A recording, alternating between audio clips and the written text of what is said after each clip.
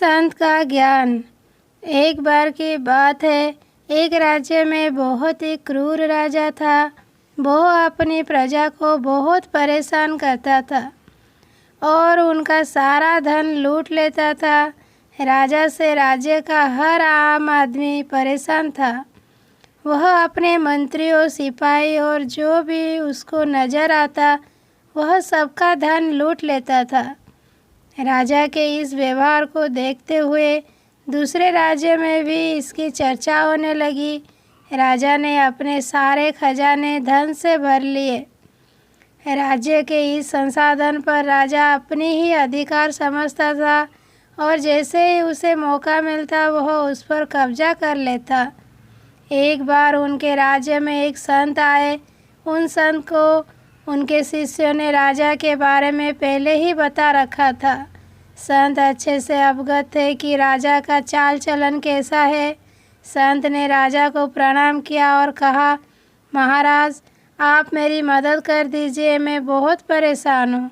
मेरे पास एक बहुत कीमती पत्थर है, इसको आप गिरवी रख लीजिए।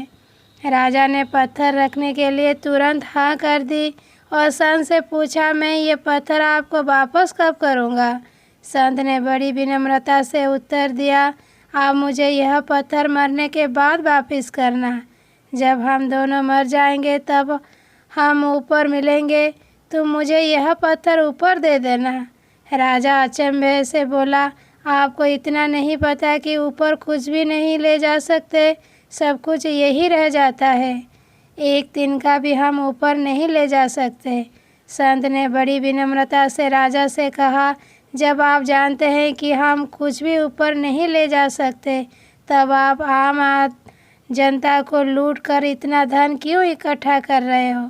राजा को अपनी गलती का तुरंत आभास हो गया और उसने संत से क्षमा मांगी और यह निर्णय लिया कि अब किसी भी व्यक्ति से अनावश्यक धन नहीं लेगा। जिस पर उसका अधिकार नहीं है वह उसका कभी अधिग्रहण नहीं करेगा। राज्य और राज्य की जनता को अच्छे से देखभाल करेगा। शिक्षा, हमें कभी भी अपने अधिकार का गलत उपयोग नहीं करना चाहिए। हम अपने कर्मों का फल यहीं भोग कर जाते हैं, इसीलिए जो उचित है वही करना चाहिए।